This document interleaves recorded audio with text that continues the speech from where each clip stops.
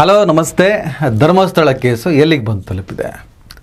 ಒಂದಿಷ್ಟು ವಿವರಗಳನ್ನು ಕೊಡೋಣ. ಸದ್ಯಕ್ಕೆ ಡಿ ಕೆ ಶಿವಕುಮಾರ್ ಅವರು ಕೂಡ ಬಿ ಜೆ ಪಿಯಲ್ಲಿರುವಂಥ ಎರಡು ಗುಂಪುಗಳ ನಡುವಿನ ಸಂಘರ್ಷ ಧರ್ಮಸ್ಥಳಕ್ಕೆ ಕಪ್ಪು ಮಸಿಯನ್ನು ಬಳಿಯುವಂತಹ ಸಂದರ್ಭವನ್ನು ಸೃಷ್ಟಿ ಮಾಡಿದೆ ಅಂತ ಸ್ಟೇಟ್ಮೆಂಟನ್ನು ಕೊಟ್ಟಿದ್ದಾರೆ. ಬಿ ಕೆ ಹರಿಪ್ರಸಾದ್ ಕಾಂಗ್ರೆಸ್ ನಾಯಕ ಇವರು ಕಳೆದ ಒಂದು ವಾರದ ಹಿಂದೆ RSSನಲ್ಲಿ ಎರಡು ಗುಂಪುಗಳಿದ್ದಾವೆ, ಕಲ್ಲಡ್ಕ ಪ್ರಭಾಕರ್ ಭಟ್ ಮತ್ತು ಬಿ ಎಲ್ ಸಂತೋಷ್. ಆ ಎರಡು ಬಣದ ನಡುವಿನ ತಿಕ್ಕಾಟಗಳು ಗಲಾಟೆಗಳಿದು. ಈಗ ಮಹೇಶ್ ಶೆಟ್ಟಿ ತಿಮ್ರೋಡಿ ಕಲ್ಲಡ್ಕ ಪ್ರಭಾಕರ್ ಭಟ್ರ ಬಣ, ಬಿ ಎಲ್ ಸಂತೋಷ್ ಇವತ್ತು ಧರ್ಮಸ್ಥಳ ಕ್ಷೇತ್ರದ ಪರವಾಗಿ ನಿಂತಿರುವ ಗುಂಪನ್ನು ಲೀಡ್ ಮಾಡ್ತಾ ಇರೋದ್ರಿಂದ, ಆ ಗುಂಪಿನ ಪರವಾಗಿ ಅವರು ಕಾಣಿಸ್ತಾ ಇರೋದ್ರಿಂದ ಅವ್ರದ್ದೊಂದು ಗುಂಪು, ಇವ್ರದ್ದೊಂದು ಗುಂಪು, ಎರಡು ಗುಂಪುಗಳ ನಡುವಿನ ಒಂದು ಅಸ್ತಿತ್ವದ ಸಂಘರ್ಷ. ಇದರಿಂದ ಧರ್ಮಸ್ಥಳ ಕ್ಷೇತ್ರಕ್ಕೆ ಕಪ್ಪು ಚುಕ್ಕಿ ಆಗ್ತಾ ಇದೆ ಅನ್ನುವಂಥ ಸ್ಟೇಟ್ಮೆಂಟನ್ನು, ಆ ಆ್ಯಂಗಲಿನ ಒಂದು ಸ್ಟೇಟ್ಮೆಂಟನ್ನು ಕೊಟ್ಟಿದ್ದರು. ಡಿ ಕೆ ಶಿವಕುಮಾರ್ ಅವರೀಗ ಅದಕ್ಕೆ ಇಂಬು ನೀಡುವಂತೆ ಬಿ ಜೆ ಪಿಯಲ್ಲಿರುವಂಥ ಎರಡು ಬಣಗಳ ನಡುವಿನ ಸಂಘರ್ಷ ಇದೆ ಅಷ್ಟೇ ಅಂತ. ಹಾಗಾದರೆ ಇಲ್ಲಿ ಎಡಪಂಥೀಯರು, ಬುದ್ಧಿಜೀವಿಗಳು, ಪ್ರಗತಿಪರರು, ಸಮೀರಾ ಇವ್ರ ಪಾತ್ರ ಏನು? ಈಗ ಎಡಪಂಥೀಯರು, ಬುದ್ಧಿಜೀವಿಗಳು ಇಲ್ಲ ನಮ್ಮಂಥ ಪತ್ರಕರ್ತರು ವಿಷಯಾಧಾರಿತವಾಗಿ ಸೌಜನ್ಯ ಕೇಸಿಗೆ ಸಂಬಂಧಪಟ್ಟ ಹಾಗೆ, ಜಸ್ಟಿಸ್ ಫಾರ್ ಸೌಜನ್ಯ ಸೇರಿದ ಹಾಗೆ ಪದ್ಮಲತಾ, ವೇದವಲ್ಲಿ ಟೀಚರ್, ಯಮುನಾ, ನಾರಾಯಣ ಈ ಥರ ಅನೇಕ ಹತ್ಯೆಗಳಾಗಿದ್ದಾವೆ, ಅದಕ್ಕೆ ಉತ್ತರ ಬೇಕು ಅನ್ನುವಂಥ ಹೋರಾಟಗಳು ನಡೀತಿದ್ದಾಗ ವಿಷಯಾಧಾರಿತವಾಗಿ ಯಾವುದೇ ಪ್ರಭಾವಗಳು ಏನು ಬೇಕಾದರೂ ಮಾಡಲಿ, ಆದರೆ ವಿಷಯಾಧಾರಿತವಾಗಿ ನೊಂದವರ ಪರ ನಿಲ್ಲಬೇಕಾಗಿರೋದು ನಮ್ಮ ಕರ್ತವ್ಯ. ಹಾಗಾಗಿ ನಾವು ನಿಲ್ತೇವೆ ಅಂತಲೇ ನಾವು ಸೌಜನ್ಯ ಪರ ಮತ್ತು ಒಂದಿಷ್ಟು ಕೊಲೆಗಳೇನಾಗಿದೆ ಅದಕ್ಕೆ ನ್ಯಾಯ ಸಿಗಬೇಕು ಅನ್ನುವಂಥ ಆಗ್ರಹ ಮಾಡಿದವರ ಸಾಲಲ್ಲಿ ನಾವು ಸೇರ್ತೀವಿ. ನಮಗೆ ಬಿ ಜೆ ಪಿ ಎರಡು ಗುಂಪುಗಳು, RSSನ ಎರಡು ಗುಂಪುಗಳಿಗೂ ನಮಗೆ ಸಂಬಂಧನೇ ಇಲ್ಲ. ಅಷ್ಟಕ್ಕೂ ಸಂಘ ಪರಿವಾರದ ಸಿದ್ಧಾಂತವನ್ನು ಒಪ್ಪದ ನಾವು ಹೇಗೆ ಅವ್ರಿಗೆ ಸಂಬಂಧಪಟ್ಟವ್ರು ಆಗ್ತೀವಿ ಹೇಳಿ ನೋಡೋಣ. We the people of India ಇದೊಂದು ಜಾತ್ಯತೀತ ರಾಷ್ಟ್ರ, ಇದು ಪರ್ಟಿಕ್ಯುಲರ್ ಆಗಿ ಯಾವುದೇ ಒಂದು ಧರ್ಮಕ್ಕೆ ಸೇರಿದ ರಾಷ್ಟ್ರ ಅಲ್ಲ, ಎಲ್ಲರೂ ಸೇರಿ ಕಟ್ಟಿದ ದೇಶ, ಎಲ್ಲರಿಗೂ ಸೇರುವ ದೇಶ. ಈ ರಾಷ್ಟ್ರವನ್ನು ಒಂದು ಧರ್ಮದ ಆಧಾರದಲ್ಲಿ ಒಂದು ದೇಶವಾಗಿ ನಿರ್ಮಿಸ್ತೇವೆ, ಮಿಕ್ಕವ್ರನ್ನೆಲ್ಲ ನೇಪಥ್ಯಕ್ಕೆ ಸರಿಸ್ತೇವೆ ಅನ್ನುವಂತಹ ಅಜೆಂಡಾ ಪ್ರೊಪಗಂಡ ಇರೋ ಕಡೆ ನಾವು ಹೇಗಿರೋದಕ್ಕೆ ಸಾಧ್ಯ? ನಾವು ಧರ್ಮಸ್ಥಳ ಕೇಸಿನಲ್ಲಿ ವಿಷಯಾಧಾರಿತವಾಗಿ ಬೆಂಬಲವನ್ನು ಕೊಟ್ಟಿದ್ದೇವೆ. ಈಗ ಸಮೀರೇ ತಗೊಬನ್ನಿ. ಸಮೀರು ಒಬ್ಬ ಹಾರರ್ ಸ್ಟೋರಿಗಳನ್ನು ಮಾಡ್ತಾ ಇದ್ದಂತಹ, ಅದ್ಭುತವಾಗಿ ಕಂಟೆಂಟನ್ನು ರೆಡಿ ಮಾಡ್ತಿದ್ದಂಥ ಒಬ್ಬ ಹುಡುಗ. ಆತನ ತಾಕತ್ತು, ಆತನ ಎಯನ್ನು ಬಳಸಿ ಮಾಡುವಂಥ ವಿಡಿಯೋದ ಸ್ಟೈಲೆಲ್ಲ ನೋಡಿಬಿಟ್ಟು ಆತನ ಕರೆಸಿರ್ಬೋದು. ಈಗ ಸಮೀರು ಬೆಳ್ತಂಗಡಿ ಪೊಲೀಸ್ ಠಾಣೆಯಲ್ಲಿ ತನ್ನ ಸ್ಟೇಟ್ಮೆಂಟ್ನ ಕೂಡ ಕೊಟ್ಟಿದ್ದಾನೆ. ಆತನನ್ನು ಅರೆಸ್ಟ್ ಮಾಡೋದಕ್ಕೆ ಹೋಗಿದ್ರು, ನೋಟಿಸ್ಗೆ ಉತ್ತರ ಕೊಟ್ಟಿಲ್ಲ ಅನ್ನೋ ಕಾರಣಕ್ಕೆ ಧರ್ಮಸ್ಥಳದಲ್ಲಿ ಮಹಾ ಸಂಚು ಮಾಡಿದಾರಂಥ ಮಾಧ್ಯಮಗಳು ಏನು ಬಿಂಬಿಸ್ತವೆ, ಆ ಸಂಚು ಪಂಚಿಗೇನೋ ಕರ್ಕೊಂಡು ಹೋಗಿಲ್ಲ. ಆದರೆ ಅನನ್ಯ ಭಟ್ ಪ್ರಕರಣಕ್ಕೆ ಸಂಬಂಧಪಟ್ಟಂಗೆ ಸುಜಾತ ಭಟ್ ಅನ್ನುವಂಥ ಒಂದು ಸುಳ್ಳು, ನಾನು ಯಾವಾಗಲೂ ಹೇಳ್ತಾ ಇದ್ದೀನಿ, ಈ ಸುಜಾತ ಭಟ್ ಸೃಷ್ಟಿ ಯಾರ್ದು ಅಂತ. ಸೌಜನ್ಯ ಪ್ರಕರಣವನ್ನು ಮುಗಿಸಲು ಸುಜಾತ ಭಟ್ ಅವರನ್ನು ಸೃಷ್ಟಿ ಮಾಡಲಾಯಿತು ಅನ್ನುವ ಚರ್ಚೆಯು ಸಾಮಾಜಿಕ ಜಾಲತಾಣದಲ್ಲಿ ನಡೀತಾ ಇದೆ. ಚಿನ್ನಯ್ಯ ಕೂಡ ಅದರ ಭಾಗ ಅಂತ ಹೇಳೋದಕ್ಕೆ ಸಾಧ್ಯ ಇಲ್ಲ. ಹಾಗಂತ ಚಿನ್ನಯ್ಯ SIT ಕಸ್ಟಡಿಗೆ ಹೋದ ಮೇಲೆ ತಿಮ್ಮರೋಡಿ, ಮಟ್ಟಣ್ಣ ಇವರೆಲ್ಲ ಸಂಚು ರೂಪಿಸಿ 2 ಲಕ್ಷ ಕೊಟ್ಟರು, 3 ಲಕ್ಷ ಕೊಟ್ಟರು, 5 ಲಕ್ಷ ಕೊಟ್ಟರು, ಮಾಧ್ಯಮಗಳಲ್ಲಿ ಬರ್ತಾಯಿರೋ ಸುದ್ದಿ. ಇದು ಯಾವುದು ಕೂಡ ನಿಜ ಅಂತಲೂ ಹೇಳೋದಕ್ಕೆ ಸಾಧ್ಯ ಇಲ್ಲ. ಹಾಗಂತ ಸುಳ್ಳು ಅಂತಲೂ ನಿರಾಕರಿಸೋಕ್ಕೂ ಸಾಧ್ಯ ಇಲ್ಲ. SIT ಅವರು ಅಂತಿಮ ವರದಿಯನ್ನು ಸಲ್ಲಿಸುವವರೆಗೂ ನ್ಯಾಯಾಲಯದಲ್ಲಿ ಇದಕ್ಕೆ ಸಂಬಂಧಪಟ್ಟ ಹಾಗೆ ವಾದ ವಿವಾದಗಳು ನಡೆದು ಅಂತಿಮ ತೀರ್ಪು ಬರೋವರೆಗೂ ವರ್ಷಗಳ ಕಾಲ ಇಳಿತದಿದು. ಮಾಧ್ಯಮಗಳಲ್ಲಿ ಬರುವಂಥ ಬ್ರೇಕಿಂಗು, ಮಾಧ್ಯಮಗಳಲ್ಲಿ ಬರ್ತಾ ಇರುವಂಥ ಎಕ್ಸ್ಕ್ಲೂಸಿವು ಇದೆಲ್ಲದ ನಿಜ ಅಂತ ನಂಬಕ್ಕೆ ಹೋಗಬೇಡಿ. ಈಗ ಬಿ ಕೆ ಹರಿಪ್ರಸಾದ್ ಮತ್ತು ಡಿ ಕೆ ಶಿವಕುಮಾರ್ ಇಬ್ಬರೂ ಕೂಡ ಬಿ ಜೆ ಪಿಯಲ್ಲಿರುವ, ಹರಿಪ್ರಸಾದ್ ಹೇಳಿದ್ರು RSSನಲ್ಲಿರುವಂಥ ಎರಡು ಗುಂಪುಗಳ ನಡುವಿನ ಸಂಘರ್ಷ ಇದು. ನೇರವಾಗಿ ಬಿ ಎಲ್ ಸಂತೋಷ್, ಕಲ್ಲಡ್ಕ ಪ್ರಭಾಕರ್ ಭಟ್ ಹೆಸರನ್ನು ಅವರು ಮೆನ್ಷನ್ ಮಾಡಿದ್ದಾರೆ. ಇನ್ನು ಡಿ ಕೆ ಶಿವಕುಮಾರ್ ಬಿ ಜೆ ಪಿಯಲ್ಲಿರುವಂಥ ಎರಡು ಬಣಗಳ ನಡುವಿನ ಕಿತ್ತಾಟ. ಧರ್ಮಸ್ಥಳ ಗ್ರಾಮದಲ್ಲಿ ಅನಧಿಕೃತವಾಗಿ ಮೃತದೇಹಗಳನ್ನು ಹೂತ ಆರೋಪ ಪ್ರಕರಣ BJPಯವರೇ ಹೆಣೆದ ಷಡ್ಯಂತ್ರ ಅಂತ ಹೇಳ್ತಾ ಇದ್ದಾರೆ. ಅವರ ಪಕ್ಷದಲ್ಲಿ ಎರಡು ಗುಂಪುಗಳ ನಡುವೆ ಆಂತರಿಕ ಜಗಳ ಇದೆ, ಧರ್ಮಸ್ಥಳಕ್ಕೆ ಮಸಿ ಬಳಿಯೋ ಪ್ರಯತ್ನವನ್ನು ಅವ್ರು ಮಾಡಿದ್ದಾರೆ. ಈ ಸ್ಟೇಟ್ಮೆಂಟ್ನ ಅವ್ರು ಯಾಕೆ ಕೊಡ್ತಾರೆ ಅಂದರೆ, ಧರ್ಮಸ್ಥಳ ಪ್ರಕರಣ NIAಗೆ ವಹಿಸೋದಕ್ಕೆ ಆಗ್ರಹ ಮಾಡಿ ಸೆಪ್ಟೆಂಬರ್ 1ನೇ ತಾರೀಕು BJPಯವರು ಧರ್ಮಸ್ಥಳದಲ್ಲೇ ಧರ್ಮ ಜಾಗೃತಿ ಸಭೆ ಆಯೋಜನೆ ಮಾಡಿದ್ದಾರೆ. ಇದಕ್ಕೆ ಸಂಬಂಧಪಟ್ಟಂಗೆ ಡಿ ಕೆ ಶಿವಕುಮಾರ್ BJP ಎರಡು ಬಣಗಳ ಆಂತರಿಕ ಕಲಹದಿಂದ ನಡೆದ ಷಡ್ಯಂತ್ರ ಇದು ಅಂತ ಎಲ್ಲರಿಗೂ ಗೊತ್ತಾಗಿದೆ, ನಾವು ಬಾಯಿ ಮುಚ್ಚಿಕೊಂಡು ಸುಮ್ಮನಿದ್ದೀವಿ, ಇದನ್ನು ಎಲ್ಲಿ ಹೊರಗೆ ಹಾಕ್ತೀವೋ ಅಂತ ಹೆದರಿ ಅದನ್ನು ಮುಚ್ಚಿ ಹಾಕೋದಕ್ಕೆ ಧರ್ಮಸಭೆ ಮಾಡ್ತಾ ಇದ್ದಾರೆ ಅಂತ BJPಯವರ ವಿರುದ್ಧ ಒಂದು ಗಂಭೀರ ಆರೋಪವನ್ನು ಮಾಡಿದ್ದಾರೆ. ಈ ಎರಡು ಸ್ಟೇಟ್ಮೆಂಟಿಗೆ BJP ಉತ್ತರ ಕೊಡ್ತಾ ಇಲ್ಲ. ಬದಲಿಗೆ ಇದು ಜಿಹಾದಿ ಗ್ಯಾಂಗು, ಟಿಪ್ಪು ಗ್ಯಾಂಗು, ವಿದೇಶಿ ಫಂಡು ಈ ಥರ ಇದರಲ್ಲೂ ಕೂಡ ಧರ್ಮಗಳನ್ನು ಎಳೆದಂತೂ ಒಂದಿಷ್ಟು ಬೆಳೆ ಬೇಯಿಸ್ಕೊಳ್ಳೋದಕ್ಕೆ ಪ್ರಯತ್ನ ಪಟ್ಟರು. ಕಮ್ಯುನಿಸ್ಟರನ್ನ ಎಳ್ಕೊಂಡು ಬಂದು ಒಂದಿಷ್ಟು ಬೆಳೆ ಬೇಯಿಸ್ಕೊಳ್ಳೋದಕ್ಕೆ ಪ್ರಯತ್ನ ಪಟ್ಟರು.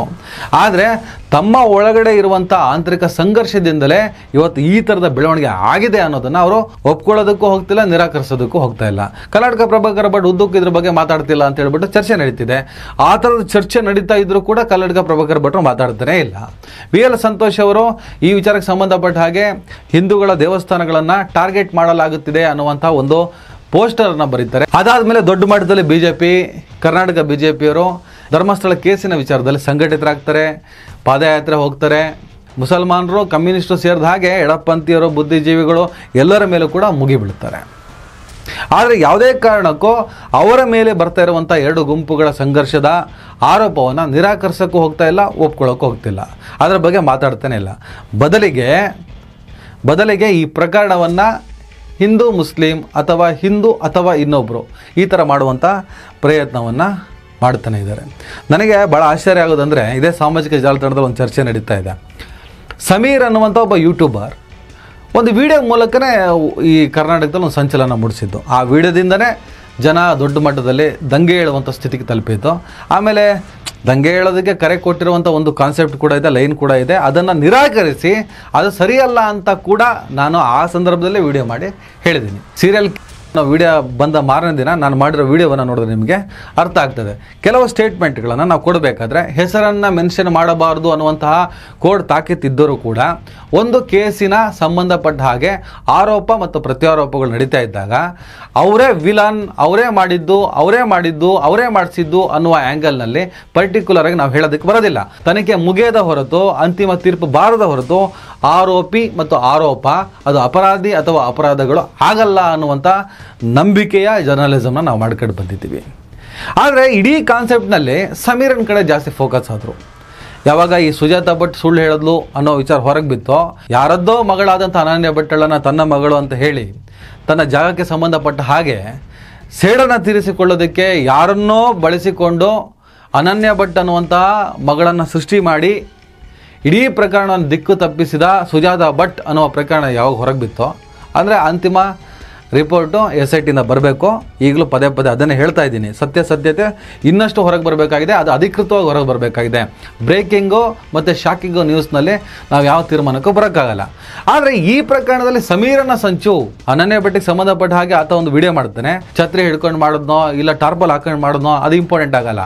ಆದರೆ ಅನನ್ಯ ಭಟ್ಟಿಗೆ ಸಂಬಂಧಪಟ್ಟಾಗ ಆತ ಒಂದು ವಿಡಿಯೋ ಮಾಡಿದ್ದು ಕೂಡ ದೊಡ್ಡ ಪ್ರಮಾಣದಲ್ಲಿ ವೈರಲ್ ಆಗ್ತದೆ. ಆದರೆ ಅನನ್ಯ ಭಟ್ ಅನ್ನುವ ಮಗಳನ್ನ ಸೃಷ್ಟಿ ಮಾಡಿದ ಸುಜಾತಾ ಭಟ್ ಇಲ್ಲಿ ದೊಡ್ಡ ಪ್ರಮಾಣದಲ್ಲಿ ಚರ್ಚೆ ಆಗಲ್ಲ. ಆಕೆ ಮಾನಸಿಕ ಅಸ್ವಸ್ಥೆ, ಆಕೆ ಮುದುಕಿ, ಆಕೆ ಗಳಿಗೆ ಒಂದು ಮಾತಾಡ್ತಾಳೆ, ಆಕೆಗೆ ಸಂಬಂಧಪಟ್ಟಂಥ ಜಮೀನನ್ನು ಧರ್ಮಸ್ಥಳ ಕ್ಷೇತ್ರಕ್ಕೆ ದಾನವಾಗಿ ಅವರ ಚಿಕ್ಕಪ್ಪ ನಾರಾಯಣ ಕೊಟ್ಟಿರ್ತಾರೆ. ಪವರ್ ಆಫ್ ಅಟಾರ್ನಿ ಅವ್ರ ಕೈಲಿರುತ್ತೆ. ಆದರೆ ಅದರಲ್ಲಿ ನನಗೇನು ಪಾಲು ಬಂದಿಲ್ಲ ಅಂತ ಹೇಳ್ಬಿಟ್ಟು ದುಡ್ಡು ಕೇಳಕ್ಕಂತ ಹೊರಟಂಥ ಸುಜಾತಾ ಭಟ್ ಕಡೆಗೆ ಈ ಸಂಚಿನ ಭಾಗವಾಗಿ ಅವರ ವಿರುದ್ಧ ಸಂಚನ್ನು ರೂಪಿಸುತ್ತಾಳೆ. ಇದನ್ನು ನಾನೇನು ಬಿಡಿಸಿ ಹೇಳಬೇಕು ಅಂತ ಇಲ್ಲ. ಆದರೆ ಸುಜಾತಾ ಭಟ್ ಈ ಪ್ರಕರಣದಲ್ಲಿ ದೊಡ್ಡ ವಿಲನ್ ಆಗಿ ನಮಗೆ ಕಾಣಿಸ್ತಾರೆ. ಒಂದು ವೇಳೆ ನಿಜ ಆಗಿದ್ದರೆ, ಅನನ್ಯ ಭಟ್ ಅನ್ನೋದು ಸುಳ್ಳು ಏನಾದರೂ ಆಗಿದ್ದಿದ್ರೆ, ಯಾವುದೋ ಒಂದು ಚಾನಲ್ಲು ಕಾರಲ್ಲಿ ಕೂರಿಸ್ತಾರೆ, ಹೆದರ್ಸ್ತಾರೆ, ಬೆದರಿಸ್ತಾರೆ, ಆ ಗ್ಯಾಂಗ್ ಏನೋ, ಅವ್ರ ಕತೆ ಏನೋ, ಅವ್ರ ಹಿನ್ನೆಲೆ ಏನೋ ಎಲ್ಲದೂ ಕೂಡ ಇವತ್ತು ಬಟಾ ಬಯಲಾಗಿದೆ, ವೈರಲ್ ಆಗಿದೆ. ಅದಾದ ಮೇಲೆ ನನ್ನನ್ನು ಹೆದರಿಸಿ ಬೆದರಿಸಿ ಇವರು ವಿಡಿಯೋ ಮಾಡಿಸಿದ್ರು ಅಂತ ಅವ್ರು ಸ್ಟೇಟ್ಮೆಂಟ್ ಕೊಟ್ಟರೂ ಕೂಡ ಸುಜಾತಾ ಭಟ್ ಮೇಲೆ ಅಂಥ ನಂಬಿಕೆ ಬರಲ್ಲ. ಯಾಕಂದರೆ ಸಣ್ಣ ಕಾಮನ್ ಸೆನ್ಸ್ ಇದ್ದರೂ ಕೂಡ ಸುಜಾತಾ ಭಟ್ ಸುಳ್ಳು ಹೇಳ್ತಾ ಇರೋದು ಖಾತ್ರಿ ಆಗೇ ಆಗ್ತದೆ. ಆದರೆ ಈ ಪ್ರಕರಣಕ್ಕೆ ಸಮೀರನನ್ನು ತೋರಿಸಿ ಮುಸಲ್ಮಾನರ ಸಂಚು, ವಿದೇಶಿ ಫಂಡು, ISIS ಲೆವೆಲಿಗೆ ಮಾತಾಡುವಂಥ ಮೂರ್ಖರು ಅಪ್ಪಿತಪ್ಪಿ ಕೂಡ ಸುಜಾತಾ ಭಟ್ ಅವರು ಇರೋ ಕಾರಣಕ್ಕೆ ಇದು ಬ್ರಾಹ್ಮಣರ ಸಂಚು ಅಂತ ಹೇಳಕ್ಕೆ ಹೋಗಲ್ಲ. ಇದೊಂಥರ ಲಾಜಿಕ್ ನೋಡಿ ಹೆಂಗಿದೆ. ವಿಡಿಯೋ ಮಾಡಿದ ಸಮೀರನ್ನು ತೋರಿಸಿ ಮುಸಲ್ಮಾನರ ಸಂಚು ಅಂತ ಹೇಳ್ತಾರೆ. ಯಾಕೆ ಸುಜಾತಾ ಭಟ್ ಮೈನ್ ಸುಳ್ಳು ಹೇಳಿರೋದು ಇವ್ರ ಅಂತ ನಿಮ್ಗೆ ಅನಿಸಿದೆಯಲ್ವಾ? ಅಂದಮೇಲೆ ಬ್ರಾಹ್ಮಣರ ಸಂಚು ಅಂತ ಯಾಕೆ ಹೇಳಬಾರ್ದು? ಸಮೀರ ತಪ್ಪು ಮಾಡಿದರೆ ಅದು ಮುಸಲ್ಮಾನರ ಸಂಚಾಗಲ್ಲ, ಸಮೀರನ ಸಂಚಾಗ್ತದೆ, ಅಥವಾ ಸಮೀರನ ತಪ್ಪು ಅಂತ ಆಗ್ತದೆ. ಸುಜಾತಾ ಭಟ್ ಮಾಡಿದ್ದು ಕೇವಲ ಸುಜಾತಾ ಭಟ್ಟಿನ ಸಂಚಾಗುತ್ತೆ ಹೊರತು ಬ್ರಾಹ್ಮಣರ ಸಂಚು ಅಂತ ಆಗಲ್ಲ. ಇಲ್ಲಿ ಜಾತಿ ಧರ್ಮವನ್ನು ವ್ಯಕ್ತಿಗತ ಕೃತ್ಯಗಳಿಗೆ, ವ್ಯಕ್ತಿಗತ ವಿಚಾರಗಳಿಗೆ ಎಳ್ಕೊಂಡು ಬರಬಾರ್ದು ಅನ್ನೋದು ಬಾಯಿ ಬಡ್ಕೊಳ್ತಿರೋದು.